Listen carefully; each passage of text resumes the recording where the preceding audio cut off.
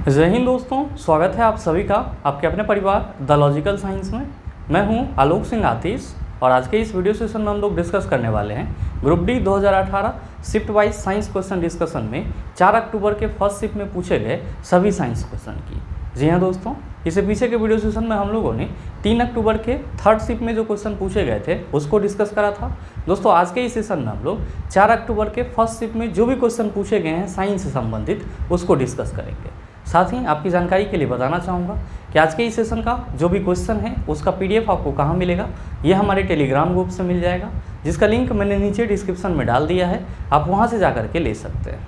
बहरहाल आइए अपने सेशन की शुरुआत करते हैं और चलते हैं पहले क्वेश्चन की तरफ। आपका जो पहला क्वेश्चन है आज के इस सेशन का, क्वेश्चन नंबर 1 क्या पूछा जा रहा है आपसे पूछा जा रहा है कि एक एकल आवृत्ति द्वारा उत्पन्न ध्वनि को डैश कहा जाता है। ऑप्शन दिया हुआ है आयाम, दूसरा ऑप्शन है टोन ब्रैकेट में है स्वर या तान, तीसरा ऑप्शन है पिच, चौथा ऑप्शन है तरंग दैर्ध्य। मेरे मित्र आपसे क्वेश्चन करा जा रहा है कि एक एकल आवृत्ति द्वारा उत्पन्न ध्वनि को डैश कहा जाता है। आप सबों ने फिजिक्स में साउंड चैप्टर में टोन पढ़ा होगा। क्या पढ़ा होगा सर? टोन पढ़ा होगा, जिसको हम लोग हिंदी में क्या कहते हैं? इसी को हम लोग हिंदी में स्वरक या फिर तान कहते हैं। और मेरे मित्र आप सभी क्या कहते हैं कि गुरुजी जो एकल आवृत्ति वाला साउंड होता है या जो एकल आवृत्ति वाला ध्वनि होता है, एकल आवृत्ति वाला ध्वनि होता है, उसे ही क्या बोला जाता है? तो आप सभी कहते हैं कि गुरुजी टोन या फिर स्वरक या तान बोला जाता है। तो मेरे मित्र आपसे जो क्वेश्चन पूछा जा रहा है वो सीधा सीधा क्या है? तो आप कहेंगे कि गुरुजी टोन का डेफिनेशन है, परिभाषा है। तो आप ही बताओ कि आपके इस क्वेश्चन का सही आंसर क्या होगा? आप सभी कहेंगे कि सर टोन जो है वो ऑप्शन नंबर बी में है और इसीलिए हमारे इस क्वेश्चन का सही आंसर ऑप्शन नंबर बी हो जाएगा। मेरे मित्र ध्यान में रखिएगा कि जब हम लोग टोन के प्रकार की बात करते हैं तो आप सबों को यहाँ पे ध्यान में रखना है कि सामान्यतः टोन 2 प्रकार के होते हैं। एक होता है आपका सिंपल टोन, जो कि कैसा होता है? तो आप सभी ध्यान में रखेंगे कि ये एकल आवृत्ति वाला होता है। कैसा होता है? एकल आवृत्ति वाला होता है। और दूसरा आपका कौन सा होता है? तो दूसरा होता है आपका कॉम्प्लेक्स टोन। दूसरा कौन सा होता है? Complex tone. और ध्यान में रखेंगे कि 2 या 2 से अधिक सिंपल टोन को क्या बोला जाता है? तो आप सभी ध्यान में रखना, कॉम्प्लेक्स टोन बोला जाता है। और साथ ही आप सभी ये भी ध्यान में रखेंगे कि इसी कॉम्प्लेक्स टोन को ओवर टोन के नाम से भी जाना जाता है। इसी कॉम्प्लेक्स टोन को किस नाम से जाना जाता है? तो आप याद रखेंगे ओवर टोन के नाम से भी जाना जाता है। आप कहेंगे कि गुरुजी हमारे ऑप्शन में तो आयाम भी दिया हुआ है। तो मेरे मित्र आप सभी ध्यान में रखिएगा कि आयाम को हम लोग इंग्लिश में क्या कहते हैं? तो आयाम को हम लोग इंग्लिश में एम्पलीट्यूड कहते हैं। क्या कहते हैं? एम्पलीट्यूड कहते हैं। और आप सभी क्या कहते हैं कि गुरुजी दोलन करने वाली वस्तु द्वारा उसके माध्य स्थिति से जो एक्सट्रीम पोजीशन तक का महत्तम विस्थापन होता है उसी को क्या बोला जाता है? एम्पलीट्यूड या फिर आयाम बोला जाता है। या फिर हम सभी और सरल शब्दों में कहते हैं कि दोलन करने वाली वस्तु द्वारा माध्य स्थिति से जो एक्सट्रीम पोजीशन तक जाने में महत्तम विस्थापन कवर किया जाता है वही क्या है? तो आप कहते हैं आयाम यानी कि एम्पलीट्यूड है। आप कहेंगे कि गुरुजी हमारे ऑप्शन में पिच भी दिया हुआ है। तो मेरे मित्र आप सभी ध्यान में रखेंगे कि जब हम लोग पिच की बात करते हैं तो हम सभी इसको हिंदी में कुछ इस तरह से लिखते हैं और इंग्लिश में कुछ इस तरह से लिखते हैं। और आप क्या कहते हैं कि गुरुजी पिच जो है वो ध्वनि का लक्षण है। पिच क्या है? तो आप कहते हैं ध्वनि का लक्षण है। अच्छा ये बताइए कि जब ये ध्वनि का लक्षण है तो इस वजह से ध्वनि पे क्या प्रभाव पड़ता है? तो आप सभी कहते हैं कि गुरुजी जो किसी भी व्यक्ति का आवाज़ मोटा होता है या किसी का पतला होता है, जैसे हम लोग बात करते हैं फीमेल और बच्चे की, तो हम सभी क्या कहते हैं कि गुरुजी फीमेल का जो वॉइस होता है वो पतला होता है और जो बच्चा का वॉइस होता है वो क्या होता है? मोटा होता है। सॉरी, बच्चा का भी वॉइस क्या होता है? पतला होता है, जबकि जो मेल होते हैं, पुरुष होते हैं, उसका वॉइस क्या होता है? मोटा होता है। ये किसके वजह से होता है? तो ये पिच के वजह से होता है। और पिच क्या है? तो ध्वनि का लक्षण है। तो आप सभी ये कह सकते हैं कि पिच जो है वह ध्वनि का वह लक्षण है जिस वजह से आवाज़ जो है वो मोटा और पतला होता है। क्या कह सकते हैं कि पिच जो है वह ध्वनि का वह लक्षण है जिसकी वजह से क्या होता है, वॉइस पतला या मोटा होता है। और साथ ही आप सभी ध्यान में रखेंगे कि फीमेल हो या फिर कोई बच्चा हो, चाइल्ड हो, इस दोनों का जो वॉइस होता है वो पतला होता है। क्यों पतला होता है? तो आप सभी याद रखना कि फीमेल और चाइल्ड दोनों का जो पिच होता है, दोनों का जो पिच होता है वो क्या होता है, हाई होता है। क्या होता है, हाई पिच होता है। और इसीलिए इस दोनों का आवाज़ जो है वो कैसा होता है, पतला होता है। और साथ ही ध्यान में रखेंगे कि जो मेल होते हैं, जो पुरुष होते हैं, मेल का वॉइस आपको कैसा लगता है, मोटा। मेल का वॉइस मोटा लगता है, किस वजह से? तो आप सभी ध्यान में रखेंगे कि मेल में पिच जो होती है वो क्या होती है, कम होती है। लोअर पिच के वजह से मेल का वॉइस, पुरुष का वॉइस मोटा होता है, और हायर पिच के वजह से फीमेल और चाइल्ड का वॉइस कैसा होता है, पतला होता है। आप कहेंगे कि गुरुजी हमारे ऑप्शन में तरंगदैर्घ्य दिया हुआ है। तो मेरे मित्र, मैंने आपको कई बार बताया है कि तरंगदैर्घ्य को ही हम लोग इंग्लिश में क्या कहते हैं, इसी को हम लोग इंग्लिश में वेवलेंथ कहते हैं, and it is represented by lambda. और आप सभी क्या कहते हैं कि गुरुजी दो कर्मागत श्रृंग या फिर गर्त के बीच की दूरी जो होती है वही तरंगदैर्घ्य कहलाती है। और जब हम लोग अनुदैर्घ्य तरंग की बात करते हैं तो क्या कहते हैं कि गुरुजी दो कर्मागत संपीड़न और विरलन के बीच की दूरी तरंगदैर्घ्य कहलाती है, यानी कि वेवलेंथ कहलाती है। उम्मीद करते हैं समझ पाए होंगे। चलते हैं अगले क्वेश्चन की तरफ। आपका जो अगला क्वेश्चन है, क्वेश्चन नंबर 2, क्या पूछा जा रहा है आपसे? आपसे पूछा जा रहा है कि शुक्राणु और युग्मक के संयोग की कौन सी प्रक्रिया युग्मज नामक एक संरचना के निर्माण में परिणत होती है? ऑप्शन दिया हुआ है विखंडन, दूसरा ऑप्शन है फलन, तीसरा ऑप्शन है उत्तक संवर्धन, चौथा ऑप्शन है लैंगिक प्रजनन। क्या होगा इसका आंसर? आपसे क्वेश्चन करा जा रहा है कि जो शुक्राणु और युग्मक एक दूसरे के साथ संयोग करके युग्मज का निर्माण करता है वो प्रक्रिया क्या कहलाती है? आप सभी क्या कहते हैं कि गुरुजी जब हम लोग बात करते हैं सेक्सुअल रिप्रोडक्शन की, किसकी बात करते हैं? सेक्सुअल रिप्रोडक्शन की, तो आप सभी क्या कहते हैं कि गुरुजी इसी को हिंदी में लैंगिक जनन बोला जाता है। क्या बोला जाता है? लैंगिक जनन बोला जाता है। और मेरे मित्र, आप सभी क्या कहते हैं कि गुरुजी लैंगिक जनन की प्रक्रिया में डबल पेरेंट की ज़रूरत होती है। कितने पेरेंट की ज़रूरत होती है? डबल पेरेंट की ज़रूरत होती है। एक क्या होता है? तो आप कहते हैं मेल होता है। दूसरा क्या होता है? तो आप कहते हैं कि गुरुजी फीमेल होता है। दूसरा क्या होता है? फीमेल होता है। और आप सभी क्या कहते हैं कि मेल के बॉडी से स्पर्म रिलीज होता है। मेल के बॉडी से क्या होता है? स्पर्म रिलीज होता है, जिसको हम लोग क्या कहते हैं? शुक्राणु कहते हैं। जिसको हम लोग क्या कहते हैं? शुक्राणु कहते हैं। और साथ ही जो फीमेल है उसके बॉडी से क्या रिलीज होता है? तो आप कहते हैं कि गुरुजी ओवम रिलीज होता है, जिसको हम लोग क्या कहते हैं? तो गुरुजी इसको हम लोग अंडाणु कहते हैं। क्या कहते हैं? अंडाणु कहते हैं। और आप सभी क्या कहते हैं कि सेक्सुअल रिप्रोडक्शन के दौरान जब मेल गैमेट्स यानी कि स्पर्म और फीमेल गैमेट्स यानी कि ओवम एक दूसरे के साथ मिलता है, एक दूसरे के साथ क्या होता है? मिलता है, डिफ्यूज होता है, तो इस प्रक्रिया को हम लोग क्या कहते हैं? तो आप सभी ध्यान में रखेंगे कि स्पर्म और ओवम का एक दूसरे के साथ मिलने की जो प्रक्रिया होती है उस प्रक्रिया को क्या बोला जाता है? तो उसको निषेचन बोला जाता है, या फिर इसी को फलन बोला जाता है, या फिर इसी को इंग्लिश में फर्टिलाइजेशन बोला जाता है। क्या ध्यान में रखेंगे कि सेक्सुअल रिप्रोडक्शन के दौरान जो मेल गैमेट स्पर्म और फीमेल गैमेट ओवम है एक दूसरे के साथ डिफ्यूज होता है, यानी कि मिलता है, इस प्रक्रिया को क्या बोला जाता है? तो इस प्रक्रिया को निषेचन या फिर फलन बोला जाता है, इंग्लिश में फर्टिलाइजेशन बोला जाता है। और आप सभी ध्यान में रखेंगे कि इस निषेचन प्रक्रिया के उपरांत यानी कि शुक्राणु और अंडाणु के संयोग होने से क्या फॉर्म होता है? तो जाइगोट फॉर्म होता है, जिसको हम लोग क्या कहते हैं? तो इसको हम लोग युग्मज कहते हैं। क्या कहते हैं? युग्मज कहते हैं। और ध्यान में रखेंगे कि ओवम को हम लोग क्या कहते हैं? युग्मक कहते हैं, जो कि आपके क्वेश्चन में लिखा हुआ है कि शुक्राणु और युग्मक के संयोग से, तो यहाँ पे ये शुक्राणु हो गया, अंडाणु को हम लोग युग्मक भी कह सकते हैं। तो शुक्राणु और युग्मक दोनों मिलेगा तो प्रक्रिया क्या कहलाएगी? निषेचन। क्या बनेगा? तो आप कहेंगे जाइगोट, या फिर हिंदी में युग्मज।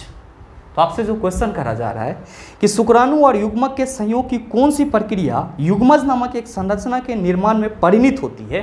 आप सभी कहेंगे गुरुजी प्रक्रिया निषेचन या फलन कहलाती है। तो हम कह सकते हैं कि ये प्रक्रिया हमारे ऑप्शन के अकॉर्डिंग फलन है। तो आप बताओ कि सही आंसर क्या होगा। आप कहेंगे ऑप्शन नंबर बी हो जाएगा।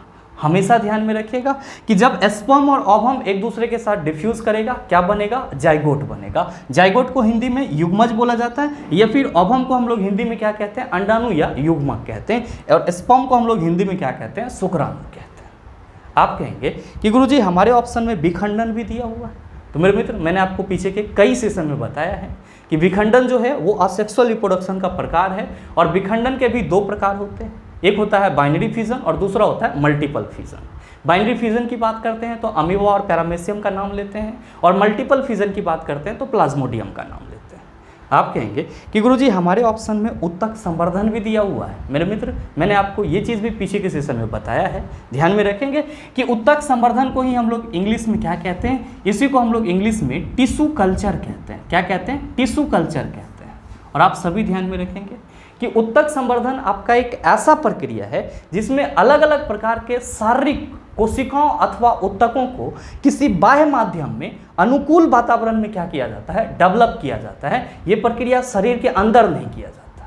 तो आप सभी जब भी आपको ये उत्तक संवर्धन शब्द मिले तो हमेशा के लिए याद रखना कि उत्तक संवर्धन एक ऐसी प्रक्रिया है जिसमें अलग अलग शारीरिक कोशिकाओं अथवा उत्तकों को फेवरेबल कंडीशन में क्या किया जाता है, डेवलप किया जाता है, यानी कि विकसित किया जाता है।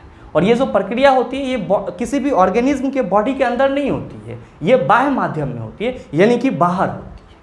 आप कहेंगे कि गुरुजी हमारे चौथे ऑप्शन में लैंगिक प्रजनन दिया हुआ है, तो अभी आप लोगों ने डिस्कस कर ही लिया है। और ऐसे भी आप सबों को मालूम होगा कि जब हम लोग रिप्रोडक्शन की बात करते हैं तो हम लोग कहते हैं कि गुरुजी रिप्रोडक्शन दो प्रकार के होते हैं। एक होता है सेक्सुअल रिप्रोडक्शन, जिसको हम लोग लैंगिक प्रजनन बोलते हैं, डबल पेरेंट की जरूरत होती है, इसमें मेल गैमेट और फीमेल गैमेट पार्टिसिपेट करते हैं। और दूसरा आपका होता है असेक्सुअल रिप्रोडक्शन, जिसमें सिंगल पेरेंट की जरूरत होती है।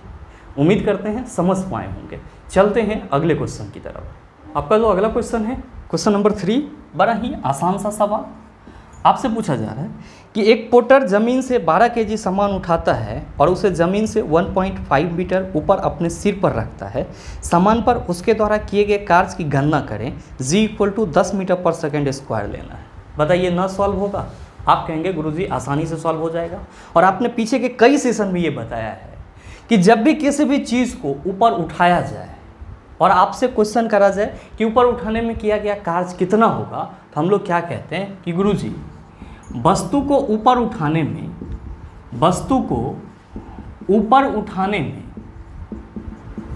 में जो किया गया कार्य होता है वो किसके बराबर होता है? तो mgh के बराबर होता है। किसके बराबर होता है? mgh के बराबर होता है। और आपके इस क्वेश्चन में भी क्या किया जा रहा है? तो सर पोटर के द्वारा कोई 12 केजी का सामान है उसको 1.5 मीटर ऊपर उठाकर अपने सिर पर रखा जा रहा है। तो आप क्या कहेंगे कि गुरुजी अकॉर्डिंग टू क्वेश्चन मास हो जाएगा 12 केजी, हाइट हो जाएगा 1.5 मीटर, और साथ ही जी हो जाएगा 10 मीटर पर सेकेंड स्क्वायर। और इस तीनों को यहाँ पे हम क्या करेंगे तो गुरुजी गुना कर देंगे। 12 × 1.5 × 10, पॉइंट हटा देंगे सर, नीचे आ जाएगा 10। ये 10 को एक साथ सेटल कर दो चला। अब 15 बार है कितना हो जाएगा? 180 जूल। तो सही आंसर क्या होगा? आप कहेंगे कि गुरुजी 180 जो है वो ऑप्शन नंबर सी में है। तो बिल्कुल आपके इस क्वेश्चन का सही आंसर ऑप्शन नंबर सी हो जाएगा। उम्मीद करते हैं समझ पाए होंगे। चलते हैं अगले क्वेश्चन की तरफ। आपका जो अगला क्वेश्चन है, क्वेश्चन नंबर 4, क्या पूछा जा रहा है आपसे? आपसे पूछा जा रहा है कि डाल्टन का सिद्धांत इस नियम पे आधारित था। ऑप्शन दिया हुआ है नियत अनुपात, दूसरा है रासायनिक संयोजन, तीसरा है गति का संरक्षण, और चौथा है द्रव्यमान संरक्षण। आपसे क्वेश्चन करा जा रहा है कि डाल्टन का जो सिद्धांत था वह किस नियम पर आधारित था, ये चीज़ आपको बताना है। आप कहेंगे कि गुरुजी यहाँ पे डाल्टन के कौन से सिद्धांत की बात की जा रही है?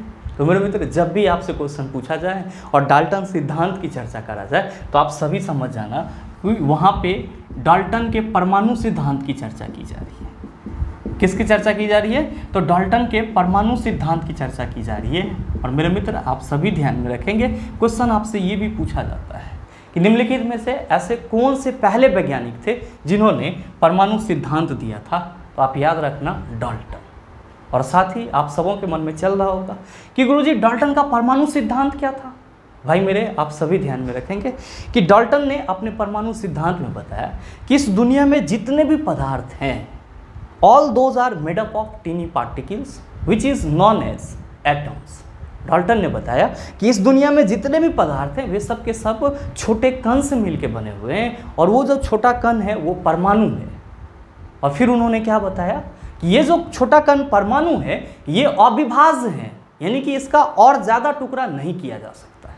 तो डाल्टन के एटॉमिक थ्योरी का पहला पोस्टुलेट यही हो जाता है कि डाल्टन के अनुसार प्रत्येक पदार्थ छोटे छोटे कण से मिलकर बने हुए हैं जिसे परमाणु कहा जाता है, और यह जो है वो क्या है, अविभाज्य है, यानी कि इसको बांटा नहीं जा सकता, इसका और ज़्यादा छोटा टुकड़ा नहीं किया जा सकता। और साथ ही इन्होंने फिर अपने अगले पोस्टुलेट में क्या बताया, तो इन्होंने अपने अगले पोस्टुलेट में बताया कि जो एक ही तरह के तत्व होंगे वे हर तरह से सदृश होंगे, यानी कि हर तरह से समान होंगे, और अलग अलग तरह के जो तत्व होंगे उसका जो प्रॉपर्टीज होगा वो क्या होगा, अलग अलग होगा।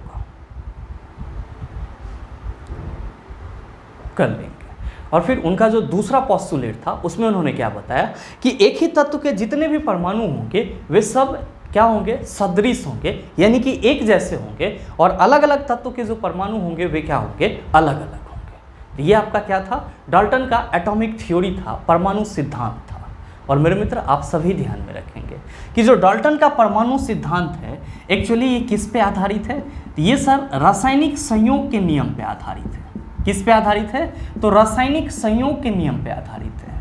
हमेशा आप सबों को ये चीज़ अपने माइंड में रखना है कि जो डाल्टन का परमाणु सिद्धांत था वो किस पे बेस है, किस पे बेस्ड है, तो आप सभी ध्यान में रखेंगे रासायनिक संयोग के नियम पे बेस्ड है। ध्यान में रखिएगा कि रासायनिक संयोग के नियम को हम लोग क्या कहते हैं, लॉज ऑफ केमिकल कॉम्बिनेशन कहते हैं। क्या कहते हैं, लॉज ऑफ केमिकल कॉम्बिनेशन कहते हैं। और मेरे मित्र, आप सभी ध्यान में रखना, अगर हम लोग रासायनिक संयोग के नियम की बात करते हैं तो सामान्यतः क्या कहते हैं, हम सभी कहते हैं कि गुरुजी जो द्रव्यमान संरक्षण सिद्धांत है, जो द्रव्यमान संरक्षण सिद्धांत है, जिसको हम लोग इंग्लिश में मास कंजर्वेशन रूल कहते हैं, जो लैवोजियर के द्वारा दिया गया, वो क्या है, रासायनिक संयोग के नियम है। और साथ ही जो निश्चित अनुपात का नियम है, जो निश्चित अनुपात का नियम है, जिसको हम लोग लॉ ऑफ कांस्टेंट प्रोपोर्शन कहते हैं, जो कि प्राउस्ट के द्वारा दिया गया, ये भी क्या है, तो रासायनिक संयोग के ही नियम है। और साथ ही साथ ध्यान में रखेंगे कि जो गुणित अनुपात का नियम है, जिसको हम लोग क्या कहते हैं, लॉ ऑफ मल्टीपल प्रोपोर्शन, तो जो आपका गुणित अनुपात का नियम है, ये गुणित अनुपात का नियम भी क्या है, तो रासायनिक संयोग के नियम है। और जो ये डाल्टन का परमाणु सिद्धांत था, जो अभी जस्ट मैंने आप सबों को बताया, वो किस पे आधारित है, तो सर वो इसी तीनों नियम पे आधारित है। और ये तीनों ही नियम इकट्ठे क्या कहलाते हैं, रासायनिक संयोग के नियम कहलाते हैं। मेरे मित्र, आपसे क्वेश्चन करा जा रहा है कि डाल्टन का सिद्धांत इस नियम पे आधारित था। पहला ऑप्शन है नियत अनुपात। आप बताओ कि क्या इस पे आधारित था। आप कहेंगे कि गुरुजी आपने यहाँ पे निश्चित अनुपात का नियम तो लिखा है, और इसी को हम लोग नियत अनुपात का नियम भी कहते हैं। तो डाल्टन का सिद्धांत अकेले सिर्फ इस नियम पे आधारित नहीं है, इस तीनों पे आधारित है। तो कहीं ना कहीं एक के बारे में चर्चा करना या एक को सही ठहराना क्या होगा, तो सर गलत आंसर हो जाएगा। तो पहला ऑप्शन छट गया। आपका दूसरा ऑप्शन क्या है, तो दूसरा ऑप्शन है रासायनिक संयोजन। और जैसे ही हम लोग रासायनिक संयोजन के नियम की बात करते हैं, ये तीनों उसी के अंतर्गत चले आते हैं। तो हम ये शौक से कह सकते हैं कि डाल्टन का जो परमाणु सिद्धांत है वो लॉ ऑफ केमिकल कॉम्बिनेशन पे आधारित है, यानी कि रासायनिक संयोग के नियम पे आधारित है। और इसीलिए हमारे इस क्वेश्चन का सही आंसर ऑप्शन नंबर बी हो जाएगा। आप कहेंगे कि गुरुजी हमारे ऑप्शन में तो गति का संरक्षण दिया हुआ है। तो भाई मेरे, law of conservation of momentum आपने पढ़ा है, कहीं पे गति का संरक्षण नियम पढ़ा है? आप कहेंगे बिल्कुल नहीं।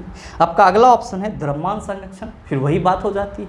आप क्या कहेंगे कि गुरुजी द्रव्यमान संरक्षण जो है वो लॉज ऑफ केमिकल कॉम्बिनेशन का हिस्सा तो है, लेकिन सिर्फ इस पे डाल्टन का एटॉमिक थ्योरी डिपेंड है, ये कह देना क्या होगा, तो सर पूरी तरह से गलत होगा। सही क्या होगा, तो हम लोग हमेशा कहेंगे कि डाल्टन का जो परमाणु सिद्धांत है वो इस तीनों नियम पे आधारित है, जो कि इकट्ठे क्या कहलाता है, रासायनिक संयोग का नियम कहलाता है। उम्मीद करते हैं समझ पाए होंगे। चलते हैं अगले क्वेश्चन की तरफ। आपका जो अगला क्वेश्चन है, क्वेश्चन नंबर 5, बड़ा ही आसान सा सवाल आपसे पूछा जा रहा है कि डैश समूह के पौधों को सामान्यतः शैवाल कहा जाता है। ऑप्शन दिया हुआ है जिम्नोस्पर्म, दूसरा ऑप्शन है थैलोफाइटा, तीसरा ऑप्शन है टेरिडोफाइटा, चौथा ऑप्शन है ब्रायोफाइटा। बताइए ना सॉल्व होगा? आप कहेंगे आसानी से सॉल्व हो जाएगा। आप सभी कहेंगे कि गुरुजी पहले ऑप्शन में जिम्नोस्पर्म की बात की जा रही है, पहले ऑप्शन में किसकी बात की जा रही है? जिम्नोस्पर्म की। और आप सभी कहेंगे कि गुरुजी जो जिम्नोस्पर्म होते हैं वो नग्न बीजी होते हैं। मतलब क्या कि जिम्नोस्पर्म कुल के जितने भी पौधे होते हैं इसके बीज के ऊपर में कोई भी आवरण नहीं होता है, कोई भी लेयर नहीं होता है।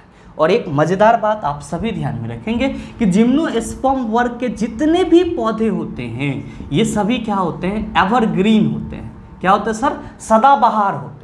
तो हमेशा ध्यान में रखेंगे कि जिम्नोस्पर्म वर्ग के जितने भी पौधे होते हैं ये सभी क्या होते हैं? एवरग्रीन होते हैं। एवरग्रीन बोले तो सदाबहार होते हैं। और साथ ही ध्यान में रखेंगे कि जिम्नोस्पर्म वर्ग के जो पौधे होते हैं वो क्या होते हैं? तो आप सभी याद रखना कि ये काष्ठीय भी होते हैं, यानी कि ऊडी होते हैं। क्या होते हैं? काष्ठीय होते हैं, यानी कि ऊडी होते हैं। तो कोई भी पूछे जिम्नोस्पर्म क्या है तो आप कहेंगे कि इसके अंतर्गत नग्न बीजी आते हैं, यानी कि जिसके बीज के ऊपर में कोई भी लेयर नहीं होता है, बीज उसका नंगा होता है।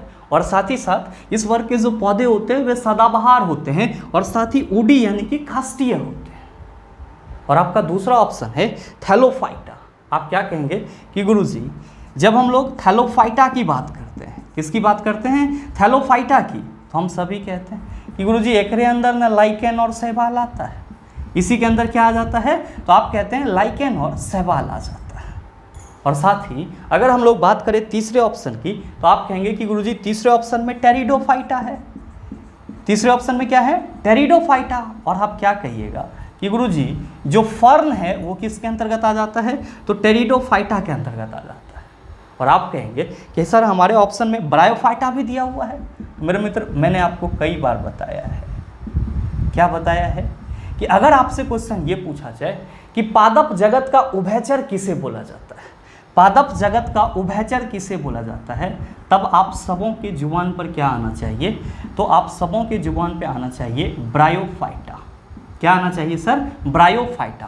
तो हमेशा ध्यान में रखिएगा कि ब्रायोफाइटा क्या है? पादप जगत का उभयचर है, या इसी को इंग्लिश में क्या बोलते हैं? Amphibian of the plant kingdom बोलते हैं।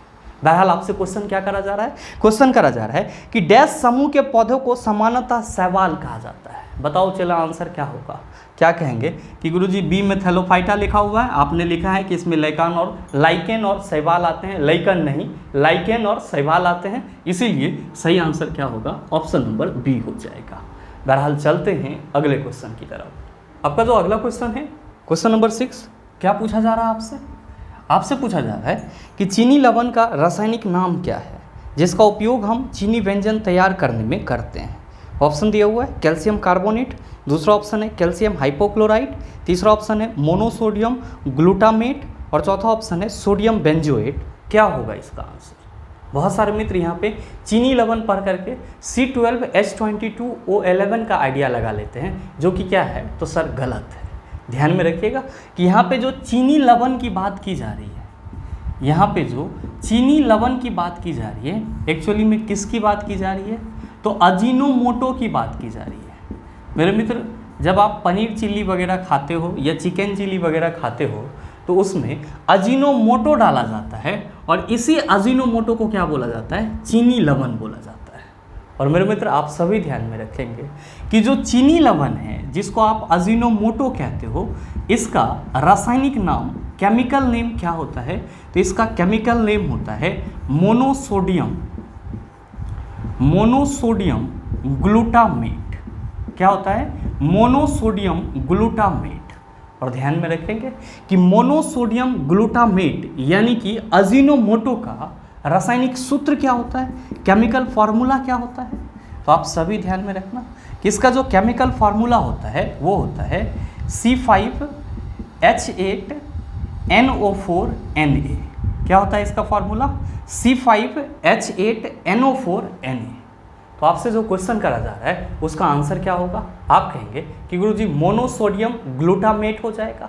तो देख लीजिए कि मोनोसोडियम ग्लूटामेट आपके किस ऑप्शन में है? आप कहेंगे सर ऑप्शन नंबर सी में है। तो बिल्कुल आपके इस क्वेश्चन का सही आंसर ऑप्शन नंबर सी हो जाएगा। बहुत सारे मित्रों के मन में चल रहा होगा कि गुरुजी हमारे पहले ऑप्शन में कैल्शियम कार्बोनेट की बात की जा रही है, तो ज़रा सा ये बताओ कि कैल्शियम कार्बोनेट का रासायनिक सूत्र क्या होता है। तो मेरे मित्र आप सभी ध्यान में रखेंगे कि कैल्शियम कार्बोनेट का जो फॉर्मूला होता है वो होता है CaCO3। क्या होता है? CaCO3, और इसी को हम लोग संगमरमर भी कहते हैं। आप कहेंगे कि गुरुजी हमारे ऑप्शन में कैल्शियम हाइपोक्लोराइट दिया हुआ है। तो मेरे मित्र आप सभी ध्यान में रखेंगे कि जहाँ पे भी बात की जाएगी किसकी, कैल्शियम हाइपोक्लोराइट की, किसकी बात की जाएगी, कैल्शियम हाइपोक्लोराइट की, तब आप लोग किसका जिक्र करेंगे, ब्लीचिंग पाउडर का जिक्र करेंगे। और इसका फॉर्मूला क्या होता है, CaOCl2। क्या होता है? CaOCl2, और इसी को क्या बोला जाता है, कैल्शियम हाइपोक्लोराइट बोला जाता है। आप कहेंगे कि गुरुजी हमारे ऑप्शन में सोडियम बेंजोएट भी है, तो ये बताओ कि सोडियम बेंजोएट का फॉर्मूला क्या होता है। तो मेरे मित्र आप सभी ध्यान में रखेंगे कि सोडियम बेंजोएट का जो फॉर्मूला होता है वो होता है C7H5NaO2। क्या होता है? C7H5NaO2। तो कोई भी आपसे पूछे मोनोसोडियम ग्लूटामेट का फॉर्मूला, आप कहेंगे C5H8NO4Na। कैल्शियम कार्बोनेट का फॉर्मूला CaCO3। कैल्शियम हाइपोक्लोराइट का फॉर्मूला CaOCl2, और सोडियम बेंजोएट का फॉर्मूला C7H5NaO2। उम्मीद करते हैं समझ पाए होंगे।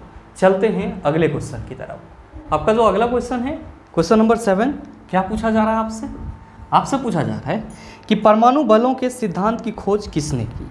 ऑप्शन दिया हुआ है हिडेकी युबाका। मेरे मित्र ध्यान में रखिएगा, यहाँ पे इस साइंटिस्ट का नाम गलत है, सही नाम क्या होगा, हिडेकी युबाका होगा। और आपका दूसरा ऑप्शन है SN बोस, तीसरा ऑप्शन है JC बोस, और चौथा ऑप्शन है JJ थॉमसन। क्या होगा इसका आंसर? आपसे क्वेश्चन करा जा रहा है कि परमाणु बलों के सिद्धांत की खोज किसने करा। मेरे मित्र आप सभी कहेंगे कि गुरुजी ये बताओ कि परमाणु बल किसको बोलते हैं। तो मेरे मित्र आप सभी ध्यान में रखेंगे कि परमाणु बल को ही क्या बोला जाता है, इसी को नाभिकीय बल भी बोला जाता है। क्या बोला जाता है? नाभिकीय बल भी बोला जाता है। और ध्यान में रखिएगा कि दो या अधिक नाभिकों के बीच, दो या अधिक नाभिकों के बीच लगने वाला बल क्या कहलाता है? आप कहेंगे परमाणु बल या फिर नाभिकीय बल कहलाता है। और साथ ही स्टार मार्क दे करके आप सभी इस चीज़ को नोट कर लेंगे, क्या कि नाभिकीय बल सिद्धांत या फिर परमाणु बल सिद्धांत किसके द्वारा दिया गया।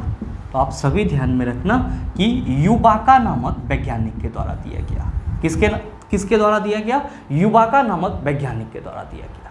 तो आपसे जो क्वेश्चन करा जा रहा है उसका सीधा सीधा आंसर क्या होगा? आप कहेंगे कि गुरुजी अगर हम लोग पहले ऑप्शन को सुधार दें, हुबाका लिखा हुआ है यहाँ पे युबाका लिख दें, तो हमारे इस क्वेश्चन का सही आंसर ऑप्शन नंबर A हो जाएगा। आप में से बहुत सारे मित्रों के मन में चल रहा होगा कि गुरुजी हमारे ऑप्शन में तो SN बोस भी है। तो मेरे मित्र ध्यान में रखेंगे कि इसी का पूरा नाम सत्येंद्रनाथ बोस है, और इन्होंने क्या करा था, तो पदार्थ के 5वीं अवस्था के खोज में अपना महत्वपूर्ण योगदान दिया था। हम लोग जो कहते हैं कि पदार्थ का 5वीं अवस्था BEC है, ये जो BEC है इसका फुल फॉर्म क्या होता है? Bose Einstein condensate. तो यहाँ पे जो बोस है वो उनका पूरा नाम क्या है? तो सर SN बोस, जिसको हम लोग क्या कहते हैं? सत्येंद्रनाथ बोस कहते हैं। तो आप कह सकते हैं कि सत्येंद्रनाथ बोस ने पदार्थ के 5वीं अवस्था के खोज में अहम योगदान दिया था। ध्यान में रखिएगा ये भारतीय वैज्ञानिक थे। और आप कहेंगे कि गुरुजी हमारे ऑप्शन में JC बोस है। तो मेरे मित्र आप सभी ध्यान में रखेंगे कि JC बोस ने किस चीज़ की खोज करा? तो क्रेस्कोग्राफ की खोज करा। किसकी खोज करा? क्रेस्कोग्राफ की खोज करा। आप कहेंगे कि सर हमारे ऑप्शन में तो JJ थॉमसन भी है। तो मेरे मित्र आप सभी ध्यान में रखेंगे कि JJ थॉमसन ने किसकी खोज करा? इलेक्ट्रॉन की खोज करा। और साथ ही क्या दिया था? तो थॉमसन मॉडल ऑफ एटम दिया था, यानी कि परमाणु के संरचना को समझने के लिए इन्होंने अपना एक एटॉमिक मॉडल भी दिया था। तो आप ये चीज़ भी ध्यान में रखेंगे। उम्मीद करते हैं समझ पाए होंगे। चलते हैं अगले क्वेश्चन की तरफ। आपका जो अगला क्वेश्चन है, क्वेश्चन नंबर 8, बड़ा ही आसान सा सवाल आपसे पूछा जा रहा है कि मेंडलीफ की आवर्त सारणी में तालिका डैश निकेल से पहले दिखाई देती है। मेरे मित्र आप सभी ध्यान में रखेंगे कि मेंडलीफ ने अपने आवर्त सारणी में निकेल से पहले किसको रखा था? कोबाल्ट को रखा था। तो ये आपका एक वन लाइनर ही है और आप सबको को याद रखना है कि मेंडलीफ ने जो अपना आवर्त सारणी बनाया था, पीरियोडिक टेबल बनाया था, उस पर उन्होंने क्या करा था? उसमें उन्होंने निकेल से पहले कोबाल्ट को रख दिया था। तो आपसे जो क्वेश्चन करा जा रहा है कि मेंडलीफ की आवर्त सारणी में तालिका डैश निकेल से पहले दिखाई देती है, आप कहेंगे कोबाल्ट की जो तालिका है वो निकेल से पहले दिखाई देती है। तो सही आंसर क्या होगा? आप कहिएगा ऑप्शन नंबर सी हो जाएगा। बहुत सारे मित्रों के मन में चल रहा होगा कि गुरुजी हमारे ऑप्शन में जो Sr दिया है ये किस तत्व का सिंबल है? तो स्ट्रॉन्शियम, ये जो हम लोग एस्ट्रोनिटम कहते हैं, उसका सिंबल क्या होता है? Sr होता है। और साथ ही आपका जो दूसरा ऑप्शन है Rb, ये किसका सिंबल है? रुबिडियम का सिंबल है। और साथ ही CO कोबाल्ट का सिंबल है। और साथ ही MO जो है वो मॉल्बिडेनम का सिंबल है। उम्मीद करते हैं समझ पाए होंगे। चलते हैं अगले क्वेश्चन की तरफ। आपका जो अगला क्वेश्चन है, क्वेश्चन नंबर 9, क्या पूछा जा रहा है आपसे? आपसे पूछा जा रहा है कि 10 न्यूटन का बल किसी वस्तु पर कार्य कर रहा है, वस्तु बल की दिशा में 5 मीटर विस्थापित होती है, तो किया गया कार्य होता है। बताइए, इसको सॉल्व करना होगा या फिर आप अपने माइंड में कैलकुलेट कर लेंगे। आप कहेंगे कि गुरुजी W = Fs होता है, जहाँ पे F बल है और S विस्थापन है। क्वेश्चन में कहा जा रहा है कि बल 10 न्यूटन है और विस्थापन 5 मीटर है और वो भी बल की दिशा में, तो 10 × 50 हो जाएगा। किया गया कार्य कितना जूल होगा? आप कहेंगे 50 जूल।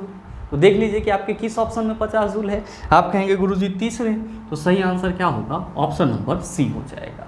चलते हैं अगले क्वेश्चन की तरफ। आपका जो अगला क्वेश्चन है, क्वेश्चन नंबर 10, क्या पूछा जा रहा है आपसे? आपसे पूछा जा रहा है कि वह विकल्प चुने जो संवहनी तंत्र के संदर्भ में सत्य नहीं है। पहला ऑप्शन है मानव आरबीसी का जीवन काल 115 से 120 दिन है। दूसरा ऑप्शन है यह शरीर के वजन के लगभग 7 से 8% होता है। और तीसरा है कि रक्त कम दबाव पर उनमें झटके से और तेजी से बहता है। और चौथा है कि रक्त को सामान्यतः जीवन धारा कहा जाता है। मेरे मित्र, आपसे क्वेश्चन करा जा रहा है कि आपको इन चारों ऑप्शन में से वैसा ऑप्शन चूज करना है जो संवहनी तंत्र के संदर्भ में सत्य नहीं है, यानी कि गलत है। मेरे मित्र, इस क्वेश्चन का आंसर आप सबों के ऊपर छोड़ूंगा और यहाँ पे ऑप्शन में जितने भी स्टेटमेंट दिए गए हैं सब मैंने आपको पीछे के सेशन में बताया है। और इस क्वेश्चन का सही आंसर क्या होगा आप सभी सोच करके नीचे कमेंट करके ज़रूर बताइएगा। आपके कमेंट का इंतजार रहेगा। बहरहाल चलते हैं अगले क्वेश्चन की तरफ। आपका जो अगला क्वेश्चन है, क्वेश्चन नंबर 11, बड़ा ही आसान सा सवाल। आपसे पूछा जा रहा है कि फेरस सल्फेट क्रिस्टल का रासायनिक सूत्र डैश है। मेरे मित्र, मैंने आपको पीछे के सेशन में अच्छे से याद करवाया है और जब भी आपसे क्वेश्चन पूछा जाए कि जो फेरस सल्फेट है इसका रासायनिक सूत्र क्या होता है, तो आप सभी ध्यान में रखना FeSO4 7H2O। क्या होता है? FeSO4 7H2O। तो आपसे जो क्वेश्चन करा जा रहा है उसका सीधा सीधा आंसर क्या होगा? आप कहेंगे ऑप्शन नंबर सी हो जाएगा। मेरे मित्र, यहाँ पे आप सबों के लिए एक होमवर्क भी है। जरा सा आप सभी हमको कमेंट करके ये बताइए कि ग्रीन विट्रॉल का फॉर्मूला क्या होता है। ग्रीन विट्रॉल का रासायनिक सूत्र क्या होता है? केमिकल फार्मूला यानी कि रासायनिक सूत्र क्या होता है? आप सभी नीचे कमेंट करके ज़रूर बताइएगा। आपके कमेंट का यहाँ भी इंतजार रहेगा। बहरहाल चलते हैं अगले क्वेश्चन की तरफ। आपका जो अगला क्वेश्चन है, क्वेश्चन नंबर 12, बड़ा ही आसान सा सवाल। ये भी आपसे पूछा जा रहा है कि डैश की SI इकाई ओम है। बताइए ना सॉल्व होगा। आप कहेंगे कि गुरुजी पहला ऑप्शन में विद्युत धारा दिया हुआ है और इसका यूनिट एम्पियर होता है। दूसरा ऑप्शन है विभवांतर, इसका यूनिट वोल्ट लिखते हैं। तीसरा ऑप्शन है विद्युत आवेश, इसका यूनिट कूलम्ब लिखते हैं। और हमारा चौथा ऑप्शन है प्रतिरोध, जिसका यूनिट क्या होता है? ओम होता है। तो सही आंसर क्या होगा? आप कहेंगे option number D is the right answer of this question. उम्मीद करते हैं समझ पाए होंगे। चलते हैं अगले क्वेश्चन की तरफ। आपका जो अगला क्वेश्चन है, क्वेश्चन नंबर 13, क्या पूछा जा रहा है आपसे? आपसे पूछा जा रहा है कि निम्नलिखित में से कौन सी एक अवक्षेपण अभिक्रिया है। नीचे आपको 4 अभिक्रिया शब्द समीकरण के रूप में दिए गए हैं और आपको बताना है कि इन चारों में से कौन सा रासायनिक अभिक्रिया ऐसा है जो कि अवक्षेपण अभिक्रिया का उदाहरण है। आप कहेंगे गुरुजी आपने शब्द समीकरण बोला, तो ऑब्वियसली मेरे मित्र और आप सभी भी हमेशा अपने माइंड में रखिएगा कि जब किसी भी केमिकल रिएक्शन को उसमें उपस्थित तत्व या यौगिकों के नाम के सहारे रिएक्शन को हम लोग कुछ इस तरह से रिप्रेजेंट करते हैं, तब इसे क्या बोला जाता है? तब इसे शब्द समीकरण बोला जाता है। और जब किसी भी केमिकल रिएक्शन में उपस्थित तत्व या यौगिकों को उसके सिंबल के सहारे रिप्रेजेंट करते हैं, तब उसको क्या बोला जाता है? सिंबॉलिक इक्वेशन बोला जाता है, यानी कि सांकेतिक रासायनिक समीकरण बोला जाता है। तो आप सभी हमेशा ध्यान में रखिएगा कि जब भी कोई भी आपका रासायनिक अभिक्रिया इस तरह से लिखा हुआ मिलेगा तो आप क्या कहेंगे कि ये रासायनिक अभिक्रिया का शब्द समीकरण है। बहरहाल आपसे क्वेश्चन क्या करा जा रहा है कि इन चारों में से कौन सा अवक्षेपण अभिक्रिया का उदाहरण है? आप सभी कहेंगे कि गुरुजी ये अवक्षेपण अभिक्रिया क्या होता है? तो मेरे मित्र आप सभी ध्यान में रखेंगे कि जो अवक्षेपण अभिक्रिया होता है इसी को हम लोग इंग्लिश में क्या कहते हैं? इसी को हम लोग इंग्लिश में प्रिसिपिटेशन रिएक्शन कहते हैं। क्या कहते हैं? प्रिसिपिटेशन रिएक्शन कहते हैं। और आप सभी ध्यान में रखेंगे कि वैसा केमिकल रिएक्शन जिसमें अवक्षेप का निर्माण होता है, वैसा रासायनिक अभिक्रिया जिसमें अवक्षेप का निर्माण होता है उसे हम लोग क्या कहते हैं? उसे हम लोग अवक्षेपण अभिक्रिया कहते हैं। और साथ ही आप सभी ध्यान में रखेंगे कि ये अवक्षेप क्या होता है? तो ये अवक्षेप जो है ये दही जैसा सफ़ेद पदार्थ होता है। क्या होता है? दही जैसा सफ़ेद पदार्थ होता है। अब सवाल ये है कि सर यहाँ पे कौन सा अभिक्रिया अवक्षेपण अभिक्रिया का उदाहरण होगा? तो मेरे मित्र ध्यान देंगे कि आपके पहले ऑप्शन में जो कहा जा रहा है कि सोडियम सल्फेट बेरियम क्लोराइड के साथ अभिक्रिया करके बेरियम सल्फेट और सोडियम क्लोराइड बना लेता है, तो आप सभी ध्यान में रखेंगे कि यहाँ पे जो आपका बेरियम सल्फेट है वो अवक्षेप के रूप में होता है। और इसीलिए हम कह सकते हैं कि जो हमारा पहला इक्वेशन है, पहला शब्द समीकरण है, वो क्या है? अवक्षेपण अभिक्रिया का उदाहरण है।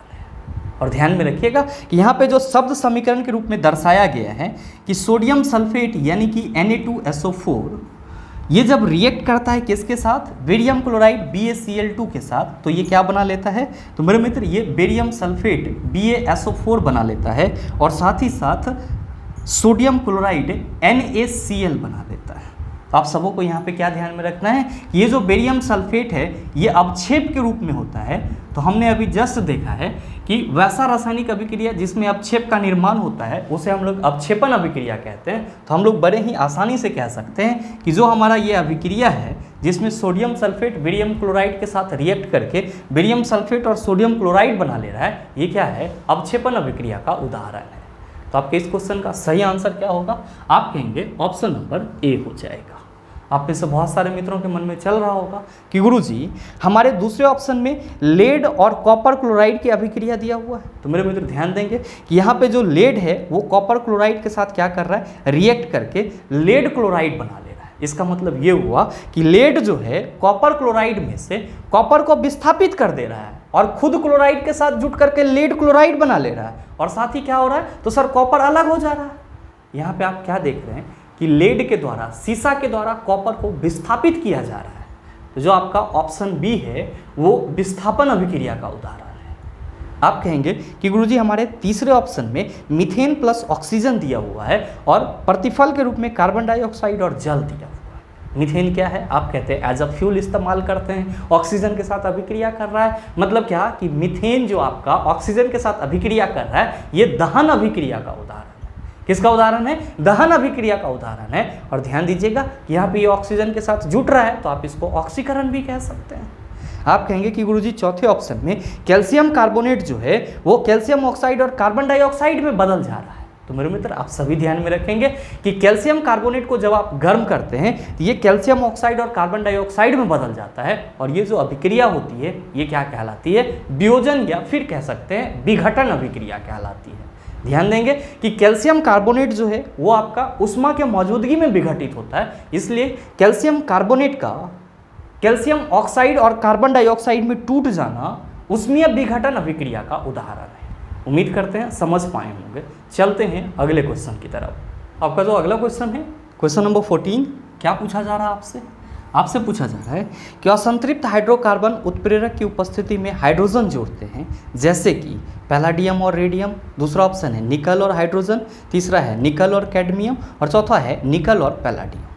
मेरे मित्र आपसे क्वेश्चन करा जा रहा है कि असंतृप्त हाइड्रोकार्बन उत्प्रेरक की उपस्थिति में हाइड्रोजन जोड़ते हैं। आप सभी जो हाइड्रोजिनेशन प्रक्रिया की बात करते हैं, किसकी बात करते हैं सर? हाइड्रोजिनेशन प्रक्रिया की बात करते हैं। तो आप सभी इसी को हिंदी में क्या कहते चला? इसी को हिंदी में हम लोग हाइड्रोजनीकरण कहते हैं। क्या कहते हैं? हाइड्रोजनीकरण। और आप क्या कहते हो कि गुरुजी हाइड्रोजनीकरण प्रक्रिया में क्या किया जाता है, हाइड्रोजन को ऐड किया जाता है। भैया किस में ऐड किया जाता है, तो आप कहते हैं असंतृप्त हाइड्रोकार्बन में। किस में ऐड किया जाता है, असंतृप्त हाइड्रोकार्बन में, यानी कि अनसैचुरेटेड हाइड्रोकार्बन। तो अनसैचुरेटेड हाइड्रोकार्बन में जो हाइड्रोजन को ऐड किया जाता है उसके लिए आपको किसकी जरूरत होती है, तो गुरुजी कैटलिस्ट की जरूरत होती है। किसकी जरूरत होती है, कैटलिस्ट की, जिसको हम लोग क्या कहते हैं, उत्प्रेरक। और उत्प्रेरक के रूप में हम लोग किसका इस्तेमाल करते हैं, तो आप कहते हैं कि गुरुजी या तो हम लोग निकेल का इस्तेमाल कर लेते हैं या फिर हम लोग किसका, पैलाडियम का इस्तेमाल कर लेते हैं। तो आपसे जो क्वेश्चन करा जा रहा है कि असंतृप्त हाइड्रोकार्बन उत्प्रेरक उपस्थिति में हाइड्रोजन जोड़ते हैं, जैसे कि आप कहेंगे निकेल और पैलाडियम। क्यों, क्योंकि असंतृप्त हाइड्रोकार्बन जब भी अपने में हाइड्रोजन जोड़ेगा इसको कैटलिस्ट चाहिए होगा, और वो कैटलिस्ट क्या होगा, या तो निकेल या फिर पैलाडियम। तो सही आंसर आप कहेंगे option number D is the right answer of this question. उम्मीद करते हैं समझ पाए होंगे। चलते हैं अगले क्वेश्चन की तरफ। आपका जो अगला क्वेश्चन है, क्वेश्चन नंबर 15, बड़ा ही आसान सा सवाल आपसे पूछा जा रहा है कि एक कार का वेग 5 सेकंड में 18 किलोमीटर पर आवर से 36 किलोमीटर पर आवर तक समान रूप से बढ़ता है। कार के त्वरण की गणना करें। बताइए, न बनेगा, आप कहेंगे आसानी से बन जाएगा। बहुत सारे मित्रों को यहाँ पे आंसर नहीं भी आएगा। आप कहेंगे क्यों नहीं आएगा, तो मेरे मित्र ध्यान दीजिएगा, आप लोग गलती क्या करेंगे। आपके क्वेश्चन में कहा जा रहा है कि कार का वेग 5 सेकंड में 18 किलोमीटर पर आवर से 36 किलोमीटर पर आवर हो जा रहा है। तो आप लोग यू तो सही लिखेंगे 18 किलोमीटर पर आवर, भी आप सही लिखेंगे 36 किलोमीटर पर आवर, और साथ ही टाइम आप कितना लिखेंगे, तो आप कहेंगे टाइम तो हम 5 सेकंड लिख लेंगे गुरुजी, और हमको ए निकालना है, भी माइनस यू बटा टी कर देंगे। और आप क्या कहेंगे कि गुरुजी 36 में से 18 घटा के 5 से डिवाइड कर देंगे, और मेरे मित्र आपका आंसर नहीं आएगा, और जो आंसर आएगा वो क्या हो जाएगा, 0 हो जाएगा, वो वैलिड ही नहीं होगा, मान्य ही नहीं होगा। आप कहेंगे ऐसे कैसे, फार्मूला तो यही होता है। मेरे मित्र फार्मूला ऑब्वियसली यही होता है, लेकिन मैंने आपको बार बार बताया है कि जब भी न्यूमेरिकल क्वेश्चन सॉल्व करेंगे तो वहाँ पे यूनिट सेम करने की कोशिश करेंगे। आपका जो चाल है ये किलोमीटर पर आवर में दिया हुआ है, जबकि टाइम सेकंड में दिया हुआ है। तो क्या करना होगा, चाल को हमको पहले मीटर पर सेकंड करना होगा, और किलोमीटर पर आवर से मीटर पर सेकंड में जाने के लिए क्या करते हैं, आप कहेंगे 5/18 से गुना करते हैं। तो ये 18 कैंसिल, आप कहिएगा प्रारंभिक वेग हो जाएगा सर 5 मीटर पर सेकंड। 36 किलोमीटर पर आवर गुना 5/18, 18 दूना 36, आपका अंतिम वेग कितना हो गया, 10 मीटर पर सेकंड। और अब जो हम लोग फार्मूला लगाएंगे a = v - u बटा टी, बिल्कुल ही सटीक होगा। v कितना है 10 मीटर पर सेकंड, u कितना है 5 मीटर पर सेकंड, टाइम कितना है गुरुजी 5 सेकंड, 10 में से 5 गया 5, 5/5, एक्सेलरेशन कितना, आप कहेंगे 1 मीटर पर सेकंड स्क्वायर, या इसी को हम लोग 1 ms⁻² लिख सकते हैं। तो देख लीजिए कि 1 मीटर पर सेकंड स्क्वायर आपके किस ऑप्शन में है, आप कहेंगे गुरुजी दूसरे ऑप्शन में। तो सही आंसर ऑप्शन नंबर बी हो जाएगा।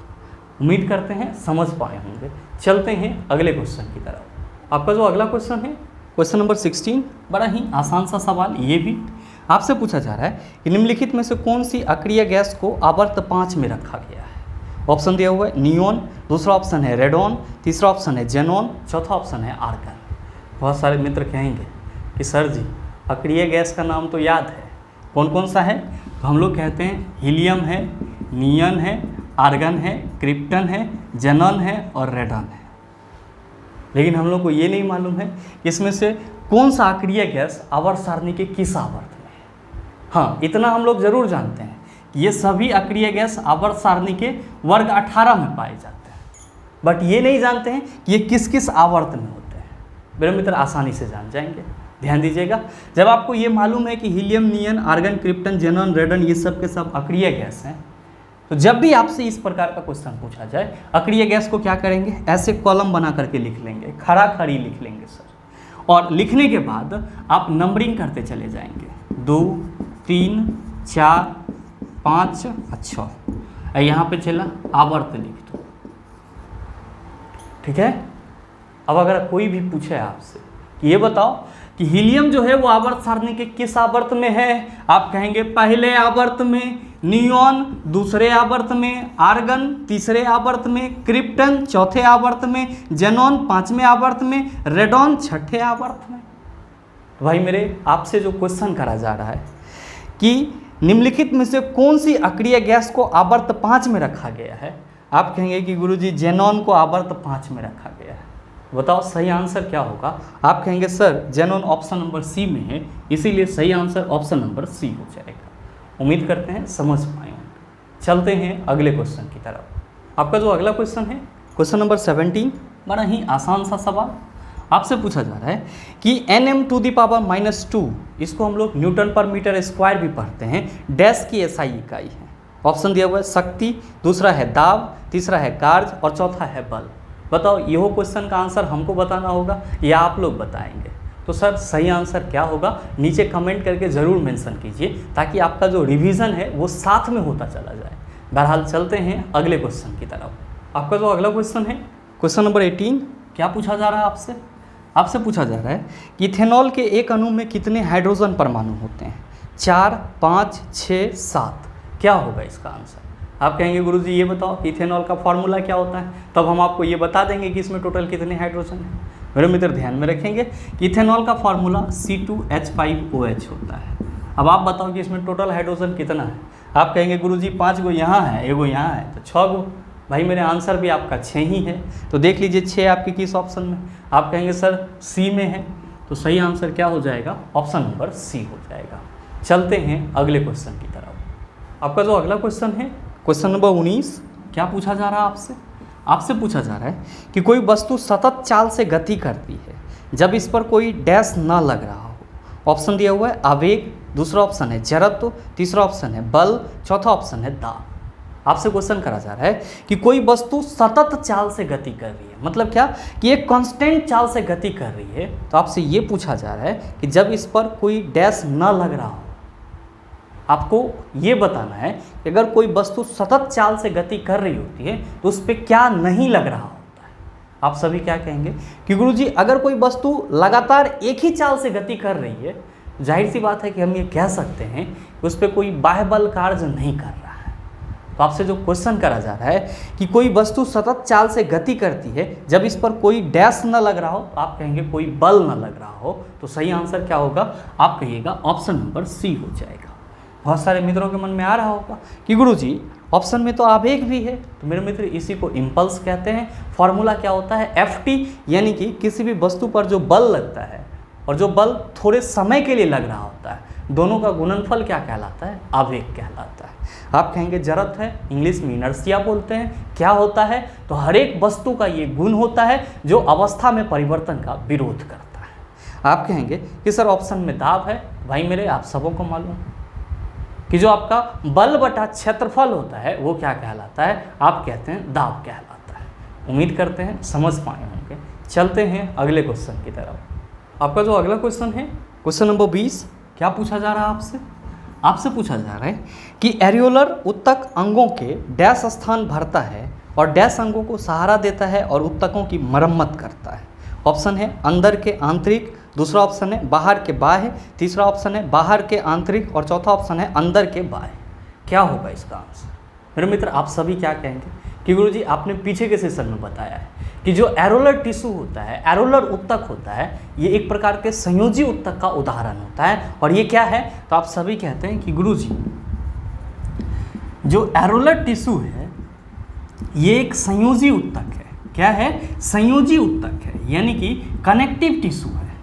और आप क्या कहते हैं कि गुरुजी जो क्वेश्चन करा जा रहा है कि एरोलर उत्तक अंगों के डैश स्थान भरते हैं, तो हम लोग ये कह सकते हैं कि जो एरोलर उत्तक है वो अंगों के अंदर के स्थान को भरता है। किसको भरता है, अंगों के अंदर के स्थान को भरता है। और साथ ही डैश अंगों को सहारा देता है। तो सर जब ये अंदर में रहता है तो जाहिर सी बात है कि ये अंदर के अंगों को सहारा देता है, यानी कि आंतरिक अंगों को सहारा देता है। और साथ ही साथ क्या करता है, तो उत्तकों की मरम्मत करता है। तो आपसे जो क्वेश्चन करा जा रहा है कि एरोलर ऊतक अंगों के डैश स्थान भरता है, आप कहेंगे गुरुजी डैश स्थान भरता के जगह पे अंदर का स्थान भरता है और साथ ही डैश अंगों की सहारा देता है, तो हम लोग कह सकते हैं आंतरिक अंगों की सहारा देता है। तो इस हिसाब से हमारे इस क्वेश्चन का सही आंसर ऑप्शन नंबर ए हो जाएगा। उम्मीद करते हैं समझ पाए होंगे। चलते हैं अगले क्वेश्चन की तरफ। आपका जो अगला क्वेश्चन है क्वेश्चन नंबर 21, क्या पूछा जा रहा है आपसे पूछा जा रहा है कि विद्युत चालक की प्रतिरोधकता इस पर निर्भर करती है। ऑप्शन दिया हुआ है पार अनुभाग का क्षेत्रफल, दूसरा ऑप्शन है सभी दिए गए विकल्प, तीसरा ऑप्शन है लंबाई, चौथा ऑप्शन है सामग्री। ध्यान दीजिएगा, आपसे क्वेश्चन करा जा रहा है कि विद्युत चालक की प्रतिरोधकता, ध्यान में रखेंगे कि प्रतिरोध और प्रतिरोधकता दोनों अलग अलग प्रॉपर्टीज है। और आप सभी ध्यान में रखिएगा कि प्रतिरोधकता को हम लोग इंग्लिश में क्या कहते हैं, इसी को हम लोग इंग्लिश में स्पेसिफिक रेसिस्टेंस कहते हैं। क्या कहते हैं? स्पेसिफिक रेसिस्टेंस कहते हैं। और आप सभी ध्यान में रखेंगे कि किसी भी चालक की जो प्रतिरोधकता होती है यानी कि स्पेसिफिक रेसिस्टेंस होती है, ये किस पर डिपेंड करती है, ये किस पे निर्भर करती है? तो आप सभी ध्यान में रखेंगे कि चालक के सामग्री पर और साथ ही ताप पर, यानी कि जो हम लोग विद्युत प्रतिरोधकता की बात करते हैं वो चालक के सामग्री पर डिपेंड करता है या फिर टेम्परेचर पर डिपेंड करता है। तो आप सभी ये दोनों चीज़ ध्यान में रखेंगे कि स्पेसिफिक रेसिस्टेंस जो है वो चालक के सामग्री और साथ ही टेम्परेचर पर डिपेंड करता है। आप सबों के मन में आ रहा होगा कि स्पेसिफिक रेसिस्टेंस यानी कि प्रतिरोधकता को हम लोग किससे रिप्रेजेंट करते हैं। तो आप सभी ध्यान में रखेंगे कि इसको हम लोग रो से रिप्रेजेंट करते हैं। आप कहेंगे रो इक्वल टू फार्मूला क्या होता है? तो मेरे मित्र आप सभी क्या कहते हैं कि गुरुजी प्रतिरोध इक्वल टू हम लोग लिखते हैं रो L बटा A। हमको क्या निकालना है? रो निकालना है। तो हम लोग क्या रो L equal to R A लिख सकते हैं? आप कहेंगे बिल्कुल। तो रो इक्वल टू क्या हो जाएगा? आप कहेंगे आर ए बटा एल हो जाएगा। यानी कि जो आपका प्रतिरोधकता है इसके लिए फॉर्मूला क्या होगा? आप कहेंगे आर ए बटा एल हो जाएगा, जहाँ आर क्या है? प्रतिरोध। आर क्या है? प्रतिरोध। एल क्या है? चालक की लंबाई। एल क्या है? चालक की लंबाई। और ए क्या है? तो आप सभी ध्यान में रखना अनुप्रस्थ काट क्षेत्रफल। क्या है सर? अनुप्रस्थ काट क्षेत्रफल। तो आप इसका ये फॉर्मूला भी ध्यान में रखेंगे और साथ ही साथ किस पे निर्भर करता है? आप कहेंगे तो गुरुजी चालक के सामग्री और टेम्परेचर पे डिपेंड करता है। तो आपसे जो क्वेश्चन करा जा रहा है कि विद्युत चालक की प्रतिरोधकता इस पर निर्भर करती है, आप कहेंगे गुरुजी सामग्री पे, और इसीलिए हमारे इस क्वेश्चन का सही आंसर ऑप्शन नंबर डी हो जाएगा। उम्मीद करते हैं समझ पाए होंगे। चलते हैं अगले क्वेश्चन की तरफ। आपका जो अगला क्वेश्चन है क्वेश्चन नंबर 22, क्या पूछा जा रहा है आपसे पूछा जा रहा है कि 12 केजी की एक वस्तु को भूमि से एक निश्चित ऊंचाई पर रखा गया है। यदि वस्तु की स्थितिज ऊर्जा 600 जूल है तो भूमि के संदर्भ में वस्तु की ऊंचाई ज्ञात कीजिए। दिया गया है g इक्वल टू 10 मीटर पर सेकेंड स्क्वायर। बताइए ना सॉल्व होगा? आप कहेंगे आसानी से हो जाएगा। क्या पूछा जा रहा है आपसे? ऊंचाई पूछा जा रहा है, जबकि वस्तु का द्रव्यमान कितना है? वस्तु का द्रव्यमान 12 केजी है और साथ ही आपका जो स्थितिज ऊर्जा है वो कितना है? तो गुरुजी 600 जूल है। और साथ ही जी का वैल्यू कितना लेना है? तो जी का वैल्यू गुरुजी 10 मीटर पर सेकेंड स्क्वायर लेना है। क्या निकालना है? एच। हम लोग क्या कहेंगे कि गुरुजी फार्मूला होता है P equal to M G. Question में स्थितिज ऊर्जा 600 जूल दिया हुआ है, मास कितना है? 12 केजी, ग्रेविटेशनल एक्सेलरेशन 10 लेना है, h तो हमको निकालना ही है। ये जीरो इसके साथ कैंसिल, 12 पंचे 60, h इक्वल टू 5 मीटर। अब देख लीजिए कि 5 मीटर आपके किस ऑप्शन में है। आप कहेंगे कि गुरुजी 5 मीटर चौथे ऑप्शन में है। तो बिल्कुल मेरे मित्र आपके इस क्वेश्चन का सही आंसर ऑप्शन नंबर डी हो जाएगा। उम्मीद करते हैं समझ पाए होंगे। चलते हैं अगले क्वेश्चन की तरफ। आपका जो अगला क्वेश्चन है क्वेश्चन नंबर 23, क्या पूछा जा रहा है आपसे पूछा जा रहा है कि बल इक्वल टू वाट। बताइए ना बनेगा? आप कहेंगे कि गुरुजी F equal to M A लिखते हैं, m द्रव्यमान है, ये क्या है? त्वरण। तब बल इक्वल टू फार्मूला क्या हो जाएगा? आप कहेंगे द्रव्यमान गुना त्वरण। तो देख लीजिए कि किस ऑप्शन में। आप कहेंगे गुरुजी द्रव्यमान गुना त्वरण जो है वो पहले ही ऑप्शन में है। तो सही आंसर क्या होगा? ऑप्शन नंबर ए हो जाएगा। मेरे मित्र आपके इसी क्वेश्चन के साथ 4 अक्टूबर के फर्स्ट शिफ्ट में जो क्वेश्चन पूछे गए थे वो सभी आपका पूरी तरह से कंप्लीट हो जाता है। साथ ही उम्मीद करते हैं कि यहाँ तक के जितने भी क्वेश्चन थे उन सभी को आप आसानी से समझ पाए होंगे। अब आपको इस टाइप का प्रश्न दोबारा दे दिया जाए तो मेरे ख्याल से आप उसका जवाब आसानी से दे सकते हैं। साथ ही उम्मीद करते हैं कि ये वीडियो आपको अच्छा लगा होगा। अगर आपको वीडियो अच्छा लगा तो वीडियो को लाइक कीजिएगा, ज़्यादा से ज़्यादा शेयर कीजिएगा, और हाँ, अगर आप चैनल पर नए हैं तो सब्सक्राइब करके बेल आइकन दबा लीजिएगा ताकि इस तरह के एग्जाम रिलेवेंट वीडियो का नोटिफिकेशन सबसे पहले आपके पास पहुँचे और आप उसको सबसे पहले देख पाओ। मिलते हैं फिर अगले सेशन में, तब तक के लिए best of luck. Thank you, have a nice day.